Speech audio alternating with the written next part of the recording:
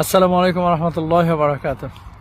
Important একটা বিষয়, আমাদের আশপাশে এমন অনেক মানুষ রয়েছে যাদেরকে মানুষ বোঝা মনে করে, এবং আপনি নিজেও দেখছেন যে আপনার দেয়ালে পিঠ ঠেকে গেছে, কেউ পাত্তা দিচ্ছে না, সবাই আপনাকে বোঝা মনে করছে, কেউ আপনাকে মূল্যায়ন করছে না, না বাবা মা, না আত্মীয় স্বজন, ব্যবসা বাণিজ্য যেগুলো আপনি লস খাচ্ছেন, চাকরি বাকরি থেকে আপনাকে নিতে যাচ্ছে না, এলাকার মানুষ আপনাকে কোনোভাবে মূল্যায়ন করছে না।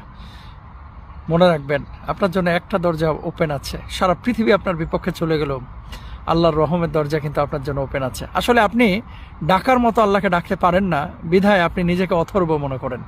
আপনি অনেক মূল্যবান, আল্লাহ আপনাকে আশরাফুল মাখলুকাত করে বানিয়েছেন। কেন আপনি হতাশ হচ্ছেন, নিরাশ হচ্ছেন? গোটা পৃথিবী আপনার বিপক্ষে চলে গেল, আল্লাহ যদি আপনার পক্ষে থাকে, কেউ আপনাকে টেনে ধরে আটকে রাখতে পারবে না। এই জন্য আল্লাহ বলছেন, ওমাইয়াত্তাকিল্লাহ জাআল্লাহু মাখরাজা। যে ব্যক্তি আল্লাহকে ভয় করে বিভিন্ন পথ অবলম্বন করবে, আল্লাহ তাআলা তার জন্য শত শত পথ উন্মুক্ত করে দিবেন।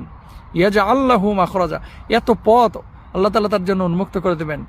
শেষে কি হবে? ওয়ারযুকহু মিন হাইসু লা ইয়াহতাসিব, এমন রিজিক আল্লাহ তাকে দিবেন যেটা সে খেয়ে গণনা করে শেষ করতে পারবে না। এজন্য সারা পৃথিবী আমার বিপক্ষে গেলেও আমি সৎ থাকার চেষ্টা করব। আপনি সৎ থাকার চেষ্টা করেন, হতাশ হবেন না, নিরাশ হবেন না। মুমিনের জীবনে হতাশা নিরাশা বলতে কোনো কিছুই নেই।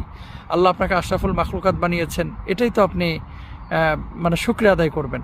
এবং আপনি যে মুমিন, ইমানের দৌলত পেয়েছেন, আপনি পৃথিবীর সেরা ধনী। সুবহানাল্লাহ। আসুন চেষ্টা চালাই, ডাকার মতো আল্লাহকে ডাকি। উদউনি আস্তাজিব লাকুম।